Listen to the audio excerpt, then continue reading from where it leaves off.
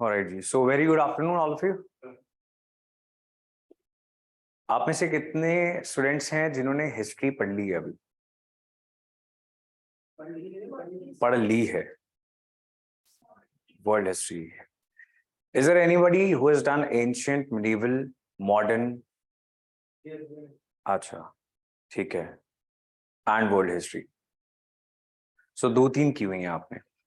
So see, if you have done history, कोई भी आपने सेक्शन किया हुआ है, you will be able to identify the similarities. That is very important, right?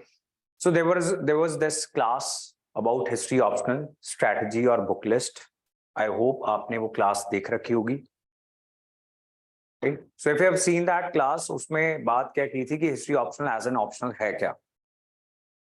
तो आप जितना भी अपने general studies के लिए करते हो, for ancient, medieval, modern world, वो सारा आपको यहां पर तो करना ही है। कुछ ऐसे सेक्शंस होते हैं which are not very important for general studies, उनको आप प्रिपेयर करते हो एंड आंसर राइटिंग अच्छे से प्रिपेयर करते हो, plus you add on certain reference books, जैसे हमने बात की थी बुक्स वाली वीडियो के अंदर।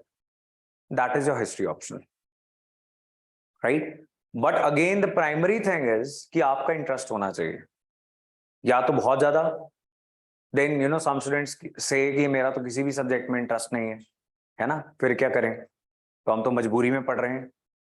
सो इन दैट केस आपका कुछ तो इंटरेस्ट होना चाहिए, आप सहन कर रहे हो हिस्ट्री को, ये वाला स्टेटस नहीं होना चाहिए, then it is very bad. You are bearing the burden of history और for that matter any such subject. ठीक है जी, आई गेटिंग दिस? रही बात टॉपर्स की, ऑप्शनल्स की, वो तो सभी ऑप्शनल में से टॉपर्स आ जाते हैं। People are getting 300+ marks in PSIR, in history, in Punjabi literature, in Kannada. So that is not the case. लेकिन आप देख लो कि किसी व्यक्ति ने पंजाबी लिटरेचर लेके या कन्नड़ लिटरेचर लेके टॉप कर लिया, तो अगले साल क्या होता है कि बहुत सारे बच्चे वही ऑप्शनल ले लेते हैं। कुछ पता नहीं होता, सिलेबस भी नहीं देखा होता, कभी क्वेश्चन पेपर्स नहीं देखे होते। ठीक है, so that is the worst decision you can make. तो जबरदस्ती कोई ऑप्शनल नहीं लेना है, भीड़ चाल में नहीं लेना है that everybody was doing that, so I'm also going to do that. Is this clear? So we talked about interest in previous videos, how to choose an optional and history optional as a subject and क्या strategy होनी चाहिए। तो एक तो हमने बात की थी कि आपका इंटरेस्ट होना चाहिए। नंबर 2, सिलेबस को देखना है। नंबर 3, क्वेश्चन पेपर्स कैसे आते हैं। नंबर 4, क्या वो सब्जेक्ट स्टैटिक है, डायनामिक है, कितना करंट आपको पढ़ना पड़ेगा, या फिर रेपिटेशन ऑफ आइडियाज है, right? For example, economy optional very dynamic, history optional zero dynamism, और वी कैन से 5% डायनामिक। क्या होता है कि रखी गढ़ी में हड़प्पन साइट एक्सकेवेट हो गई, तो हो सकता है उसके अराउंड कुछ क्वेश्चन आ जाए, राइट? सो इससे ज्यादा कुछ नहीं होगा। And in the strategy video of history optional I also talked about the repetition of questions, और मैंने विद एग्जांपल्स आपको बताया था कि 2008 में फिर 2011 में सेम कॉपी पेस्ट क्वेश्चन कर देते हैं। तो अगर आप पिछले 25-26 साल के क्वेश्चन पेपर्स को उठाते हो, वहां पे वी आर गोइंग टू सी कि क्या इंपॉर्टेंट एरियाज हैं, what is the trend, that world war से ज्यादा क्वेश्चन आ रहा है, या कोल्ड वॉर से आ रहा है, या किसी और पार्ट ऑफ हिस्ट्री से आ रहा है। That is going to make it absolutely clear that for UPSC history optional important areas कौन से हैं। देन क्वेश्चन कहां से प्रैक्टिस करें, प्रीवियस ईयर क्वेश्चन कर लो। Themes are going to be same, जो मर्जी घुमा के वो बात पूछ लें आपसे, आपने डिसाइफर करना है कि ये पूछ क्या रहा है।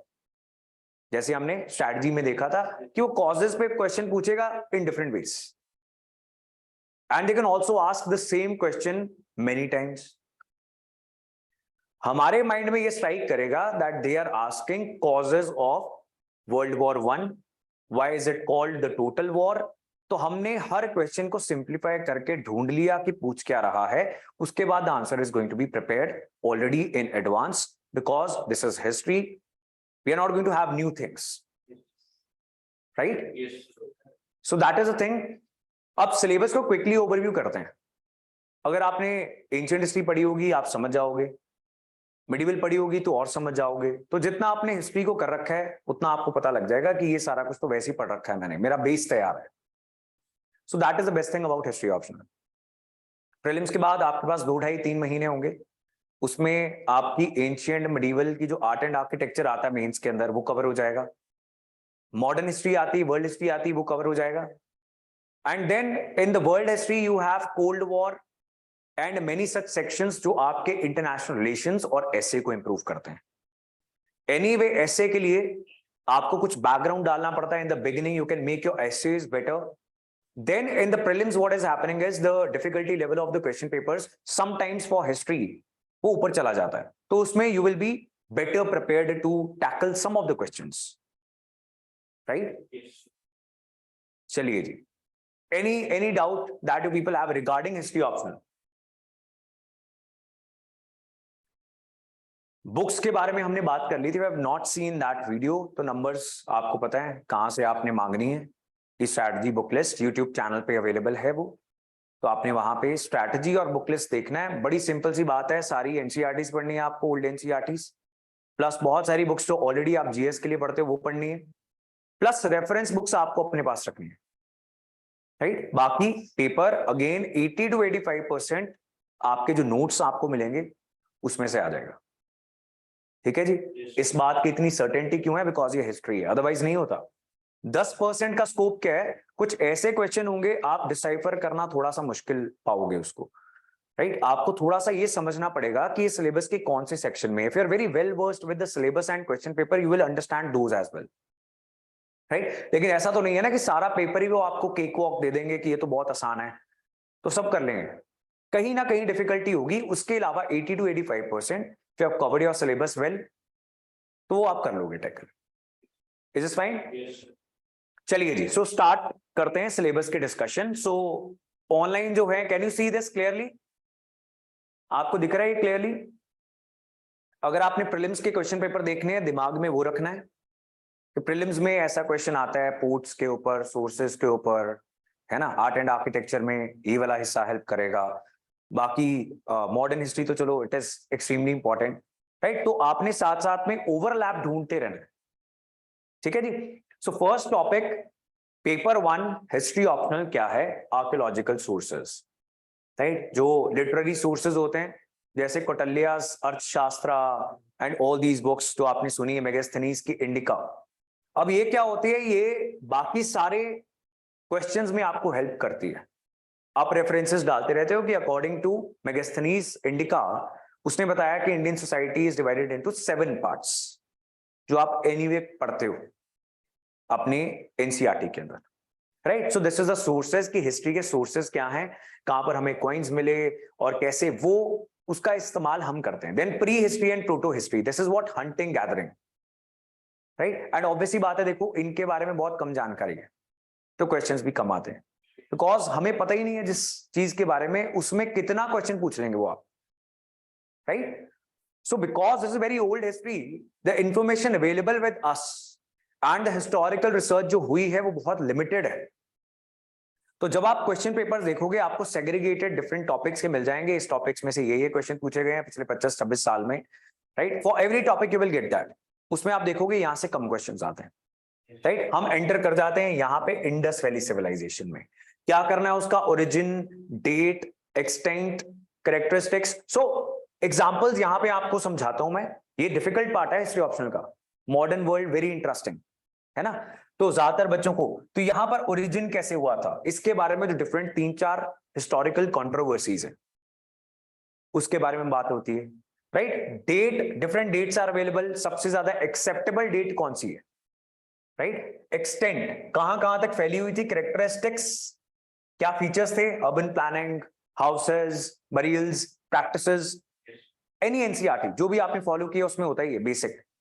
देन डिक्लाइन कैसे हो गया, क्या कुछ after the decline of civilization इसका जो अर्बन फेज था कुछ और बचा, why this civilization is important, and इससे जुड़ा हुआ art and architecture. Is this fine? तो ये ऐसा टॉपिक, पहला टॉपिक है जो आपको ऑलमोस्ट 100% कवर करना ही होता है बड़े अच्छे से, राइट? बाकी आप जीएस के लिए कम पढ़ते हो तो ये बढ़ते जाएंगे आगे। मेगालिथिक कल्चर्स, धीरे थोड़ा सा आपने सुना होगा अगर आपने हिस्ट्री की क्लासेस लगाई हैं, at least if you have attended my classes. So we talk about megalithic cultures. Mega means big, lith means stones, right, we discuss, पूरी दुनिया में मिले हैं, राइट, उसकी क्या सिग्निफिकेंस होगी वो हिस्टोरियंस को खुद नहीं पता, तो स्पेकुलेशन चलती रहती है। यहां पे भी आप यही लिखोगे, almost every answer will start with that this issue is a controversial and debatable issue among the historians because nothing is certain about this period. ठीक है जी। Then we go to Aryans and Vedic period. Aryans और Vedic period के बारे में हम पढ़ते हैं, है ना, तो वही सारी चीजें हैं। Period of Mahajanapadas, how many Mahajanapadas were there? 16 Mahajanapada के बारे में हमने बात की थी। एंड कैसे जैनिज्म बुद्धिज्म फैलता है, जैनिज्म बुद्धिज्म प्रीलिम्स के लिए बड़ा इंपॉर्टेंट होता है। Rise of Magadha, Nandas, again if you have done it you know it, isn't it? Mauryan empire के ऊपर एक तो अलग से टॉपिक डेडिकेटेड है, तो ये एक हिंट होता है कि ये इंपॉर्टेंट है। दूसरा, कंफर्मेशन कहां से मिलेगी? Number of questions asked in the last years, right. हमेशा इन दोनों के साथ आपको पढ़ना है, क्योंकि क्या होगा, मान लो Mauryan empire is very important, so now we are going to pick up reference book. अगर आपको ये फीलिंग आए कि जो मेरे नोट्स हैं इनको मैं देखता हूं प्रीवियस ईयर क्वेश्चन पेपर्स के साथ, तो मुझे ऐसा लग रहा है कि थोड़ा बहुत कमी है इन यू कैन से स्कल्पचर में, मान लेते हैं, राइट, या फिर चंद्रगुप्त के बारे में थोड़ी सी जानकारी मेरे को लगता है मेरे पास कम है, तो आप रेफरेंस बुक उठाओगे, सिर्फ उतनी चीज ढूंढोगे। रेफरेंस का मतलब टू रेफर, ऐसा नहीं कि एनसीईआरटी पढ़ी, नोट्स पढ़े, एक और किताब उठा के पढ़ने लग गए। जब आप ऐसा करोगे फिर तो सोर्सेज बहुत ही ज्यादा है, जो आपको शायद बताया गया होगा कि सोर्सेज बहुत ज्यादा है ना हिस्ट्री ऑप्शनल के। हाँ, नेवर एंडिंग है वो तो। प्रीलिम्स के लिए भी बच्चे क्या करते हैं, उनको बताया जाता है कि ये जो क्वेश्चन आया प्रीलिम्स के अंदर, ये माजिद हुसैन से आया, वो उठा के ले आते हैं किताब कि प्रीलिम्स, अगले प्रीलिम्स में माजिद हुसैन पढ़ के जाऊंगा। ऐसे थोड़ी होता है, that is very bad strategy. So you can only refer to the reference books, not more than that. ठीक है जी। Then moving on to the post-Mauryan, Sakas, Kushanas, Greeks. सुने हैं ये नहीं सुने? Then early state and society in Eastern Deccan, South India. ये थोड़ा हम कम करते हैं in GS, लेकिन अब करना चाहिए because Sangam age is becoming important for prelims as well. तो आप यहां से देखोगे संगम एज, विजयनगर एम्पायर, प्रीलिम्स में क्वेश्चंस आ रहे हैं। पिछले कुछ सालों का ये नया ट्रेंड है। तो जो ऑफन इग्नोर्ड हिस्ट्री थी, हिस्ट्री ऑप्शनल के लिए की जाती थी, वो आ जाते प्रीलिम्स के अंदर, right. That is how optional के बच्चे थोड़ा सा यहां पर एज लेके जाते हैं, right. Is this fine? Then Guptas, उनकी शादियां हुई थी वक्तकास के साथ, हर्षवर्धन, राइट, तो उनकी जानकारी हम करेंगे।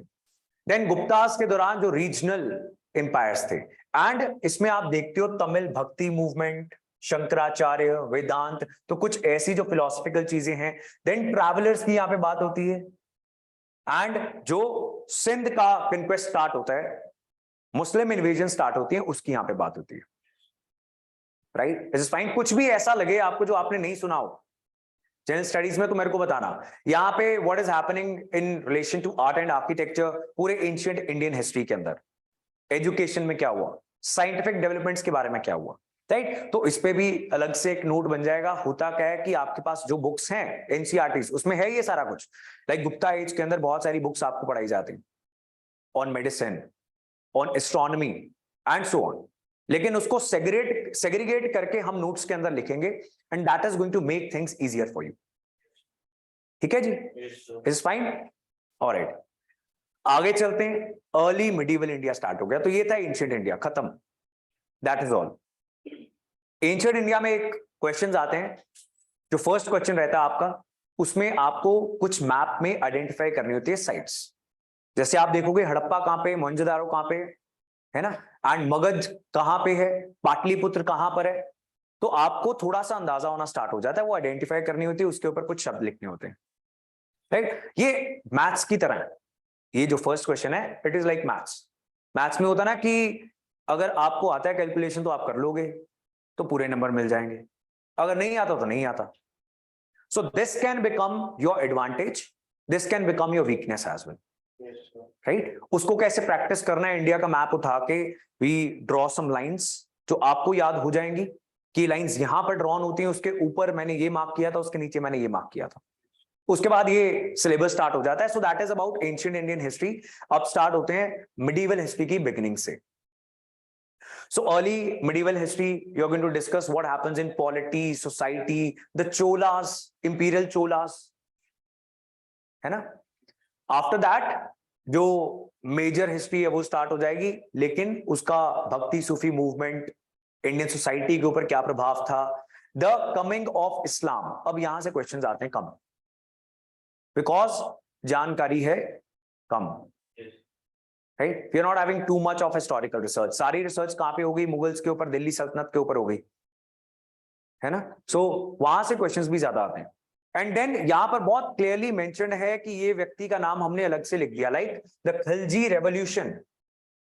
जिन्होंने मेडिवल हिस्ट्री की है उन्होंने सुना होगा, right? The Khilji Revolution, the market reforms, administrative reforms, and so on. The territorial expansion. Do you remember that? Yes. हमारी क्लासेस के अंदर we did a formula that the Khilji Revolution is equal to this plus this plus this. तो ये तीन बड़े कदम किसके? अलाउद्दीन खिलजी के. That is Khilji Revolution. अब लिखा हुआ है तो बहुत अच्छे से करेंगे, right? So उसके बाद you find Alauddin Khilji, again Mohammad Tughlaq, Firoz Tughlaq, और उनके क्या चीजें इंपॉर्टेंट है वो भी बताई गई है,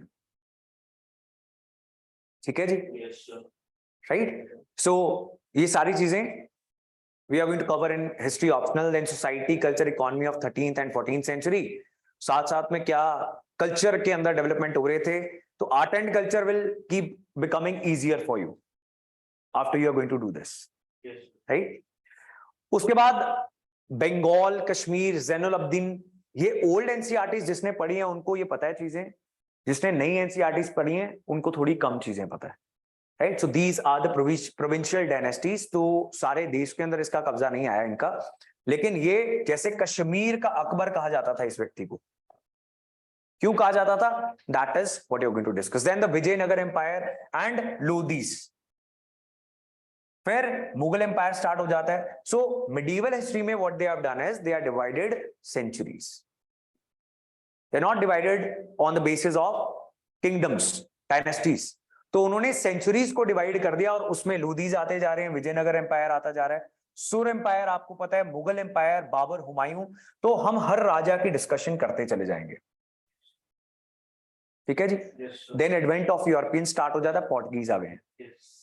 पोर्टुगीज आ गए, उनकी क्या इंटरेक्शन थी, किसके साथ वो लड़ रहे थे, क्यों इनका एम्पायर फेल हो गया, ये तो सारा कुछ स्पेक्ट्रम में भी आ गया आजकल. स्पेक्ट्रम पहले एक बहुत छोटी किताब थी, अब वो बहुत बड़ी हो गई है. Why? Because it is slowly going towards history optional only. तो अब जिन्होंने एडवेंट ऑफ यूरोपियंस बहुत अच्छे से नहीं किया था वो भी कर लें, बिकॉज वो आपको यहां पे हेल्प करेगा, राइट. वो तो देखो एनीवे आपको पढ़नी है ना. अब यहां से एडवेंट ऑफ यूरोपियंस, जब आपको यहां पर पोर्टुगीज दिखने स्टार्ट हो गए, फिर ये सारी मॉडर्न हिस्ट्री आगे स्टार्ट होने वाली है. बची कुची कुछ अकबर की कहानियां, Mughal empire in decline, later Mughals and how they interacted, कैसे यूरोपियंस ने धीरे धीरे करके बंगाल कैप्चर कर लिया. यूरोपियन वॉर्स होती हैं, एंग्लो फ्रेंच वॉर्स होती हैं, Karnataka wars, Tipu Sultan, all these people, right. ठीक है जी. Anything new that you have heard? Slide things, कुछ चीजें है ना. कल्चरल एस्पेक्ट हो गया, एडवेंट ऑफ इस्लाम हो गया, बाकी सारी चीजें आपने सुनी होंगी if you have covered the historical aspect. Any problem anyone? Alright. So then economy और सोसाइटी. सो यहां पर थीम बेस्ड हम इकोनॉमी भी करते हैं, हम सोसाइटी भी करते हैं. इसको हम क्या बुलाते हैं? Subaltern history, history of the common man. औरतों के साथ क्या हो रहा था, caste system, what was the impact of this Mughal dynasty on caste system. Economy grow कर रही थी, डिक्लाइन कर रही थी. जब इकोनॉमी ग्रो करती है, what is the impact on ports and all these things. तो ये सारा कुछ we are going to do. Ports बड़े इंपॉर्टेंट है. बरूच आया हुआ था, ताम्रलिप्ति, बरूच, ये आपके जो ऑलरेडी एंशिएंट मिडिवल की बुकलेट्स हैं उनमें ये मेंशन्ड है, राइट. अब बरोच को भरू कच लिख देंगे, चीज सेम ही है, राइट. अब ये तो प्रीलिम्स में घूम रही हैं चीजें, ठीक है जी. Then evolution of the Sikh community, Khalsa Panth. तो ये सोसाइटी की बात होगी. और फिर खालसा पंथ वर्सेस मुगल्स, कैसे कंफ्लिक्ट चलता है. Culture during the Mughal empire is very important, from Mughal paintings, buildings, gardens, right, Shalimar Bagh and all these Lodhi garden से लेके सब कुछ जो आर्ट एंड आर्किटेक्चर के लिए बड़ी इंपॉर्टेंट चीज है, राइट। तो इतनी डेप्थ में हम करेंगे that art and culture is going to be covered for you. Then यहाँ पर निजाम, बंगाल, अवध, उनकी लड़ाइयां, battle of Plassey, battle of Panipat, all these things are the end of medieval history. ठीक है जी। तो ये एंशिएंट और medieval history is paper 1, first paper. This is not that helpful for mains art and architecture के लिए, बिकॉज मेंस के अंदर क्या आता है, एंशिएंट और मिडीवल नहीं आता, पता ना आपको। मेंस के अंदर एंशिएंट और मिडीवल नहीं आता, मॉडर्न और वर्ल्ड आता है। Is fine. तो ये पेपर 2 जो स्टार्ट हो रहा है, ये आप जीएस की तैयारी कर रहे हो या फिर आप ऑप्शनल की तैयारी कर रहे हो, इसमें कोई फर्क नहीं है। मॉडर्न पेपर जो है, you are preparing for GS only, no difference at all. ठीक है जी, is fine. So now European penetration of India, British expansion, early structure of British Raj, all these are important. आप लक्ष्मीकांत का एक चैप्टर पढ़ते हो on this, do you do that? First chapter regulating act, Pitt's act, charter act. Charter act पे सबसे दुनिया का आसान क्वेश्चन आया था प्रीलिम्स के अंदर, आया था कि नहीं? हाँ, सो वो सारी चीजें, किसने सिविल सर्विसेज की शुरुआत की, किसने दरोगा सिस्टम बनाया, राइट, कॉर्नवालिस के क्या स्टेप्स थे। तो 3-4 बड़े गवर्नर्स हैं, उनकी हेडिंग्स डाल के we are going to write, इसने एडमिनिस्ट्रेशन में ये किया, उसने ये किया, उसने ये किया। आपको ये एडमिनिस्ट्रेशन पे क्वेश्चन आता है, आप सारा वहां जाके कागज पर डाल दोगे। ठीक है जी। Economic impact of British colonial rule, drain of wealth, ryotwari, mahalwari, zamindari, taxation, droughts, famines, deindustrialization, ruralization, है ना। ये सारी टर्म्स क्लास में जीएस में ही डिस्कस हो जाती हैं। तो ये सारी चीजें we are going to do. Then social and cultural development, socio religious reform movement, the orientalist anglicist controversy, spectrum बड़ी। हाँ, एजुकेशनल रिफॉर्म्स, एंड ये एक कंट्रोवर्सी थी कि अंग्रेजी में पढ़ाया जाए या वर्नाकुलर लैंग्वेजेस में पढ़ाया जाए। और अगेन स्पेक्ट्रम में अब ये अलग से चैप्टर्स आ गए लेटेस्ट एडिशंस के अंदर एट द एंड। पहले ये ढूंढने पड़ते थे, है ना, पहले आप पढ़ते थे, आपके दिमाग में होता था कि एजुकेशन के टाइम, एजुकेशन के रिलेटेड वो हुआ था उस समय, वो हुआ था उस समय। Now there are chapters and then you are going to have your notes. ठीक है जी। ऑलराइट, सो क्रिश्चियन मिशनरी, उनकी activities, progress of science, social and religious reform movements, you know about this. Dayanand Saraswati, जिनके देखो नाम लिखे हो उनको बहुत अच्छे से करेंगे, बाकियों को भी करेंगे।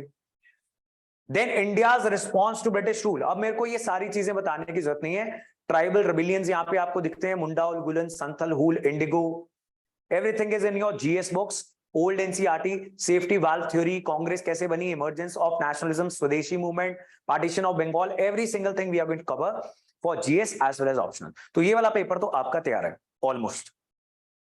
ठीक बात है कि नहीं? अगर आपने मॉडर्न हिस्ट्री कर रखी है तो, अदरवाइज करोगे ही, right. So this is the complete freedom struggle. Revolutionaries आ गए, यहां पे देख रहे हो आप। अब क्या होता है कि आपने लेफ्ट बहुत अच्छे से नहीं पढ़ा। The left with in Congress, आपको पता है नेहरू थे, सुभाष चंद्र बोस थे, है ना, और एक लेफ्ट का ट्रेंड विद इन कांग्रेस चलता जा रहा था, जो कभी अग्री करते थे, कभी डिसएग्री कर जाते थे, कभी बहुत ज्यादा कंफ्लिक्ट बढ़ गया तो उन्होंने सुभाष चंद्र बोस ने अपनी अलग पार्टी बना ली, forward bloc, right. You know these things, but अलग से नहीं आपके पास है, तो वो नोट्स हम यहाँ पे करेंगे। Left within the Congress, Jawaharlal Nehru, Subhash Chandra Bose. So ये एक बहुत अच्छी एग्जांपल है कि कैसे बीच बीच में कुछ लूप होल्स हैं, उनको हम भरेंगे और ऑप्शनल तैयार हो जाएगा। ठीक है जी। मॉडर्न हिस्ट्री में बहुत कम है, वर्ल्ड हिस्ट्री में थोड़ी ज्यादा है, बिकॉज वर्ल्ड हिस्ट्री बहुत ज्यादा वेटेज नहीं रखता, तो आप इतनी डिटेल में कवर नहीं करते। ठीक है, alright. So consolidation of nation, कैसे पोस्ट इंडिपेंडेंस हिस्ट्री, जो डिफरेंट प्रिंसली स्टेट्स थी, उनको सरदार वल्लभ भाई पटेल, उनके एफर्ट्स की वजह से कुछ पुलिस इंटरवेंशन करनी पड़ी, हैदराबाद, भोपाल, जूनागढ़, ये सारी चीजें हम पढ़ेंगे। ठीक है जी। Alright, then caste and ethnicity after 1947। अब ये यहां से आपको समझ आनी बंद हो जाएगी, ये हिस्ट्री की बात चल रही है, सोसाइटी की चल रही है, सोशल जस्टिस की चल रही है, तो ऐसे क्वेश्चंस भी आते हैं आपको, लाइक दलित मूवमेंट्स के बारे में बताओ, क्या दलित मूवमेंट्स ने दलितों का उत्थान किया है? ये सोसाइटी में भी पूछा जा चुका है ना। सिमिलर क्वेश्चन आपको यहां पे भी मिल जाएंगे। So that is what we are going to do here. Then यहां से क्या स्टार्ट हो गया, देखो बताओ, you tell me. World history start हो गई, isn't it?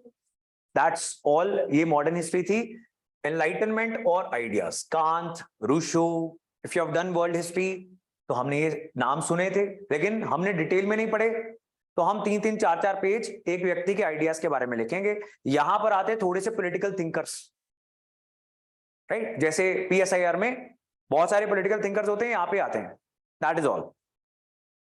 Origin of modern politics, Europe के अंदर आज की जो पॉलिटिक्स हम देखते हैं कैसे ओरिजिनेट हुई, क्या हालात थे, कैसे वहां के रूलर्स, उनके खिलाफ कुछ मूवमेंट्स हुई। ब्रिटेन के अंदर ब्लडलेस रेवोल्यूशन हुआ, bill of rights, Magna carta. इधर उधर हम थोड़ी थोड़ी चीजें सुन के बैठे होते हैं, न्यूज़पेपर्स में मैग्ना कार्टा आता रहता है, तो we know about that.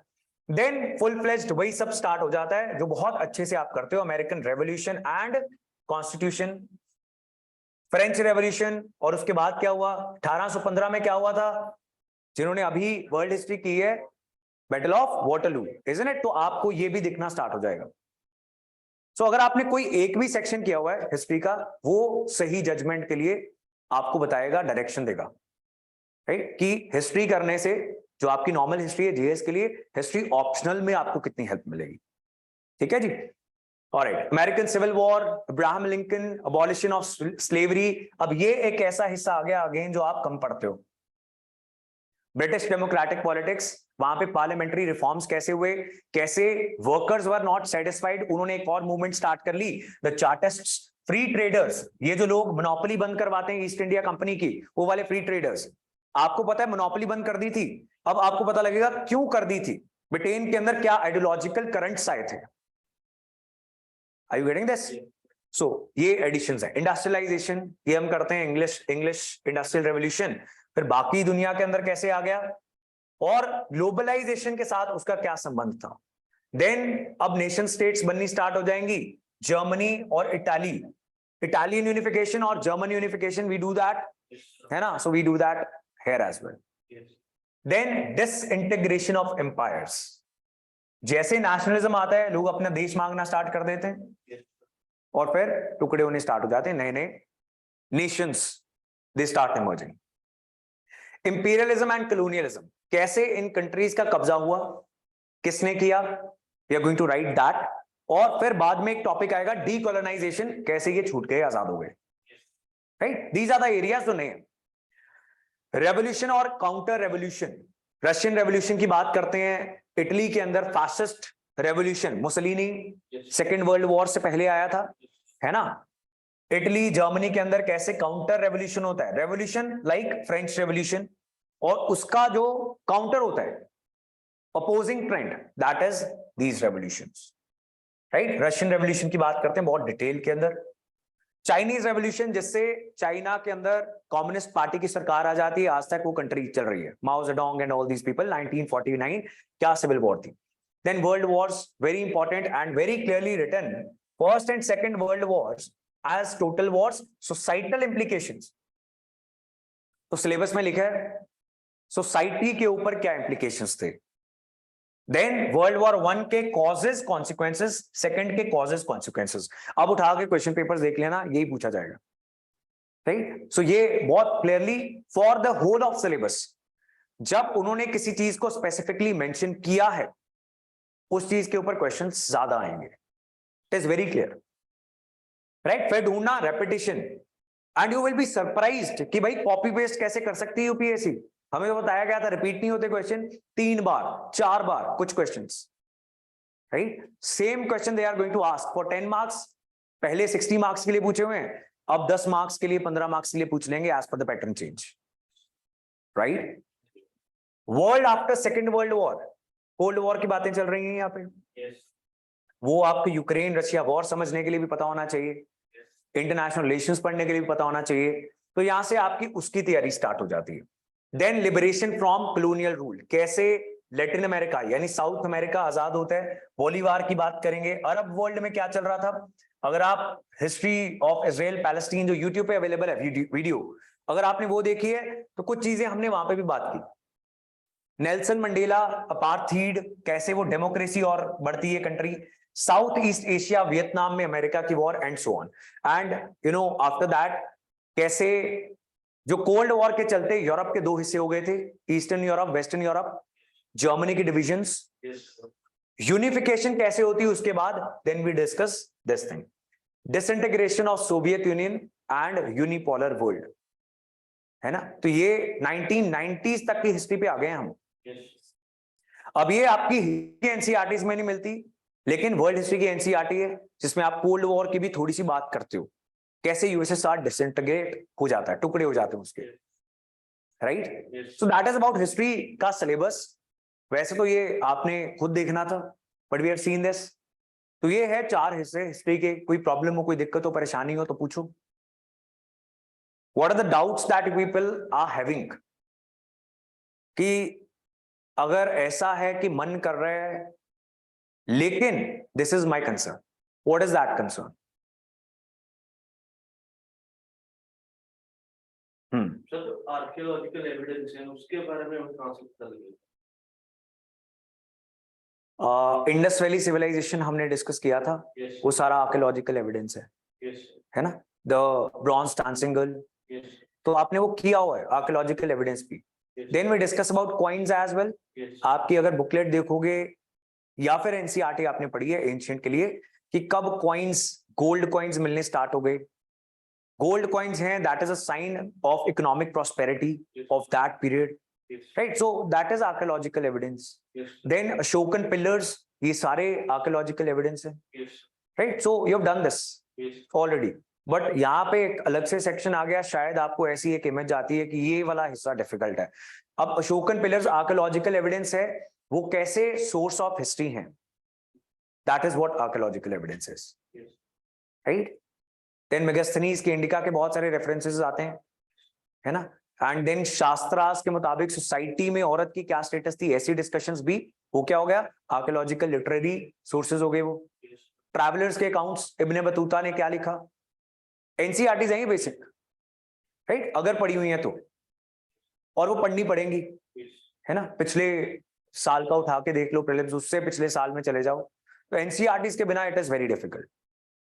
Anything else? Foreign travellers की बुक्स थी, इनके रेफरेंसेस जो एनसीईआरटीज में डिटेल्स में है, बस वही पढ़नी है? नहीं, notes, we are going to make notes. ऐसा ना कि अगर एनसीईआरटी में कोई चीज नहीं है लेकिन प्रीवियस ईयर क्वेश्चन में है, so that is a very clear hint that this one is also very important, तो हम उसको भी प्रिपेयर करके जाएंगे, राइट। And we are going to write less, discuss more, ठीक है। तो ऐसा करेंगे, बिकॉज लिखने में समय लगता है बहुत। वो काम हम आंसर राइटिंग लिखने में कर दें, एक चैप्टर डिस्कस करें, then you write answers side by side, that is going to be a better practice. Because आप सारा सिलेबस करते रहो, अंत में जाके आंसर लिखने स्टार्ट करो और हाथ ना चले, what is the point of doing that, है ना। ज्ञान इकट्ठा क्यों करते रहना। तो जितना टाइम हम राइटिंग ना करते हुए बचाएंगे, उसको हम डिस्कशन, आंसर राइटिंग डिस्कस करते हुए बचाएंगे, राइट। और बताओ। हाँ जी। जैसे आपने कहा था कि प्रीलिम्स में ऐसा नहीं हो पाता कि हिस्ट्री में आप 100 होता, सेम के इसमें मतलब नहीं कर रहे हैं, उस अगर हमने हिस्ट्री ऑप्शन करनी फिर वो चीज चेंज हो सकती है? नहीं, एमसीक्यू बेस्ड क्वेश्चंस को आप आंसर राइटिंग से नहीं कंपेयर कर सकते।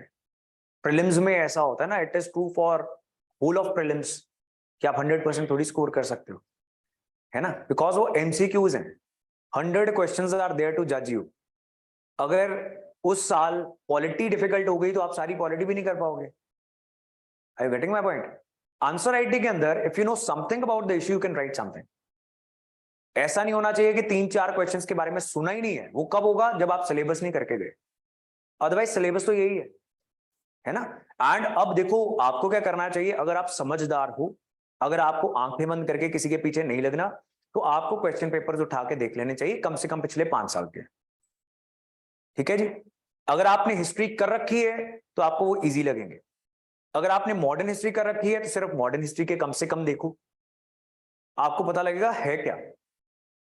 When you will see questions on Battle of Plassey, Battle of Buxar, economic impact of colonial rule, you are like ये तो करना ही है मेरे को, ये तो अवॉइड कर ही नहीं सकते, So you'll save time, and if you have interest, you can develop this subject. This is a good choice, right? Interest बहुत जरूरी चीज है किसी भी चीज के लिए, है ना? So बाद में ऐसे चेंज करते फिर वो, that will be a wrong thing. Anything else? Sir answer को बनाना कैसे बताएंगे? हाँ,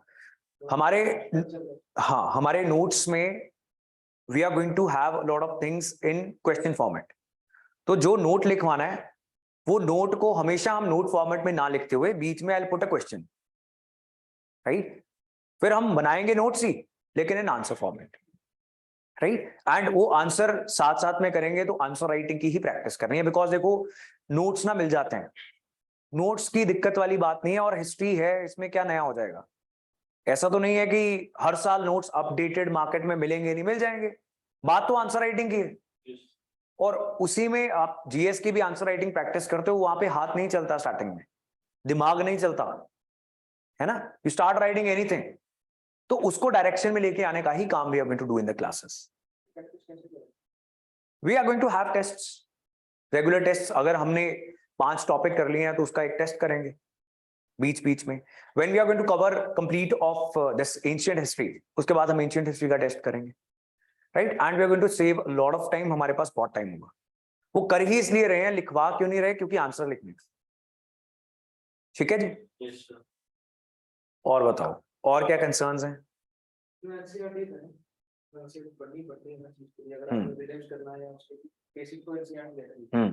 तो क्या हम नोट्स के साथ अगर हम एनसीईआरटी को भी मतलब हम मैच करके करेंगे या सिर्फ नोट्स के ऊपर फोकस करें अगर हमने मेंस लिखी? देखो ये डिपेंड करता है इंडिविजुअल टू इंडिविजुअल। एनसीईआरटी आपने पहले क्यों नहीं चाहिए, आइडियली तो ये बात है। आफ्टर दैट नोट्स आप साथ में पढ़ोगे इन द सेकंड रीडिंग। पहले आप एनसीईआरटी करोगे, then your classes will be going on, you will get notes. अगर आपने एनसीईआरटी कर रखी है तो यू कैन मैच दैट, आप दोनों साथ में रख के भी कर सकते हो, सिमिलैरिटीज एंड डिफरेंसेस ढूंढते हुए। अगर आपने नहीं किया हुआ, फिर आप एक चीज करोगे क्लासेस के दौरान, मल्टीपल सोर्सेज उठा के बर्डन नहीं करोगे अपने आप को।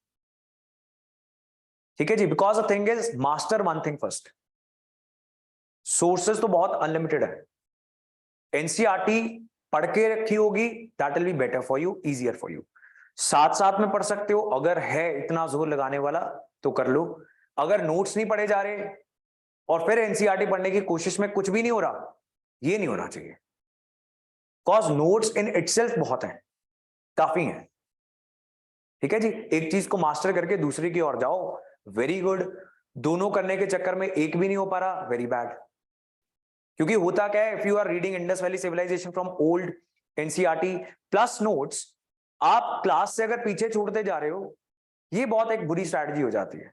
क्लास के साथ साथ रीडिंग करो, that is going to be very good for you.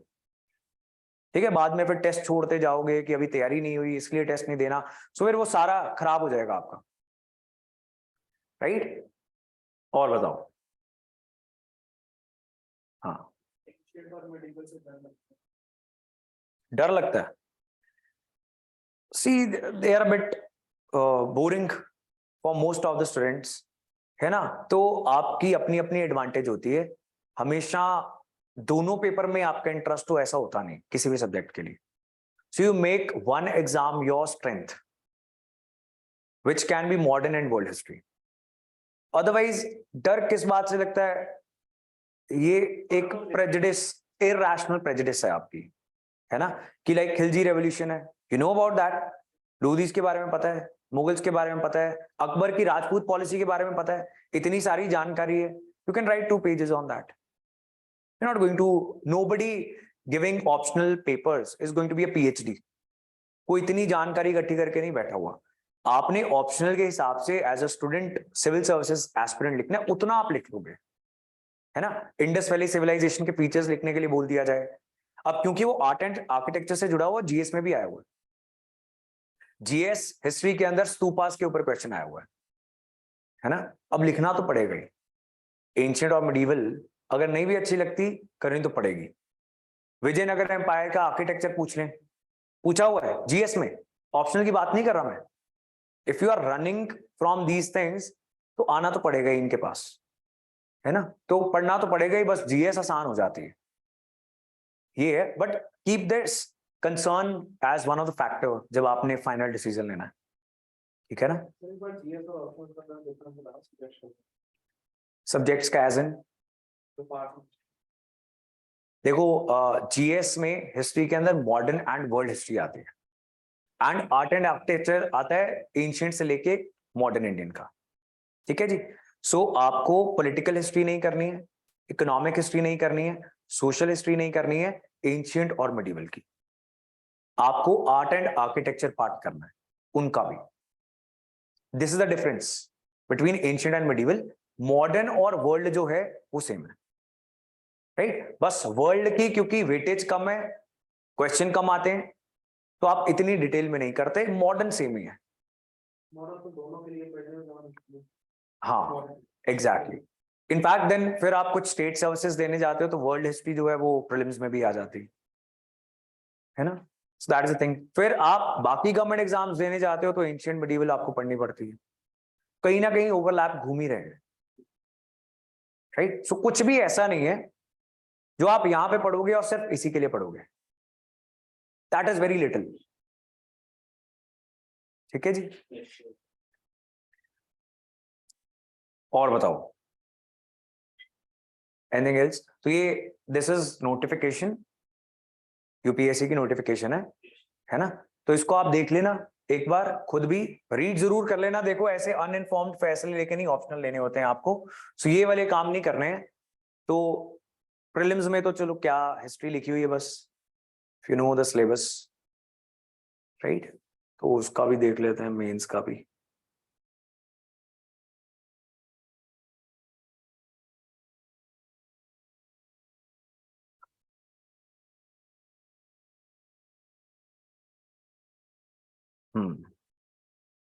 तो सी जस्ट सो दैट जिन्होंने सिलेबस नहीं देखा होगा उनके लिए you can draw a good comparison. See prelims में तो क्या लिखा हुआ, history of India and Indian national movement, बस खत्म, है ना। So they don't give you the detail.